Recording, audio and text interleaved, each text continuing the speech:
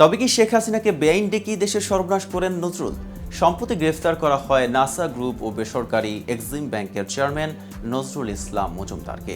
তবে এর বাইরেও নজরুলের আরও একটি পরিচয় হলো শেখ হাসিনার ঘনিষ্ঠ ব্যক্তি হিসেবে পরিচিত। হাসিনাকে তিনি ডাকতেন বেআইন বলে, আর হাসিনার নাম ভাঙিয়েই লোপাট করেছেন হাজার হাজার কোটি টাকা।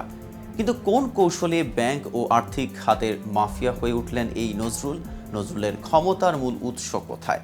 তবে কি হাসিনাকে বেআইন ডেকেই দেশের এই সর্বনাশ করলেন নজরুল?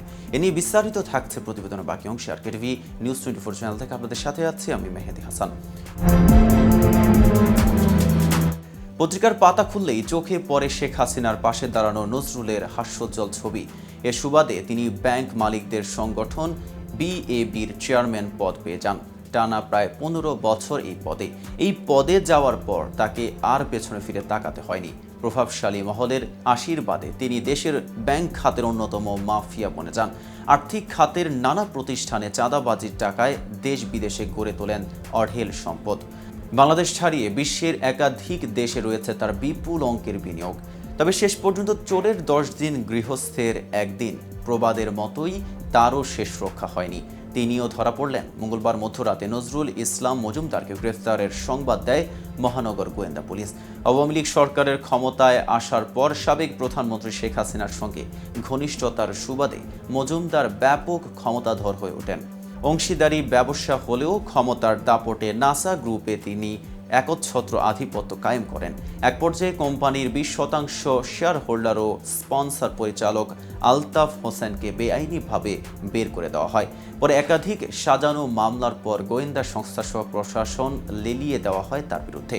কিন্তু এত কিছু সত্ত্বেও দমেননি আলতাফ। মালিকানা ফেরত পেতে তিনি আইনি লড়াই শুরু করেন। পাশাপাশি মজুমদারের অর্থ পাচারের অকাট্য প্রমাণসহ নানা অনিয়মের ফিরিস্তি তুলে ধরে সরকারের গুরুত্বপূর্ণ দফতরে চিঠি দেন।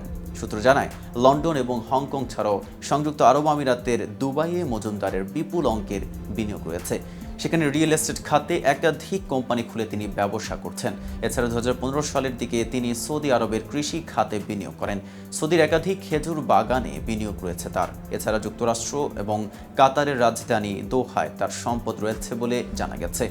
সিআইডি জানায়, ব্যক্তিগত ক্ষমতা ও স্বেচ্ছাচারিতার মাধ্যমে নাসা গ্রুপের স্বার্থ সংশ্লিষ্ট 4টি প্রতিষ্ঠানের অনুকূলে প্রায় 21,000 কোটি টাকার ঋণ নিয়ে শত শত কোটি টাকা দুবাই, যুক্তরাজ্য, কানাডা, সিঙ্গাপুর, থাইল্যান্ড সহ বিভিন্ন দেশে পাচারের অভিযোগে তার বিরুদ্ধে পৃথক অনুসন্ধান করেছে সিআইডির ফাইন্যান্সিয়াল ক্রাইম ইউনিট। উল্লেখ্য, বিএফআইইউর অনুসন্ধানে লন্ডনের বাইরে হংকংয়ের নাসা গ্রুপের অর্থ পাচারের অকাট্য প্রমাণ মিলেছে। হংকংয়ের MSMN এন্টারপ্রাইজ এবং MS ওয়ার্ল্ড টেক্সট্রিম সিও নামের দুটি প্রতিষ্ঠানে নাসা গ্রুপ গার্মেন্টস পণ্য রপ্তানি করে। আবার রহস্যজনকভাবে এ দুটি প্রতিষ্ঠান থেকে বিভিন্ন গার্মেন্টস অ্যাক্সেসরিজ আমদানি করা হয়।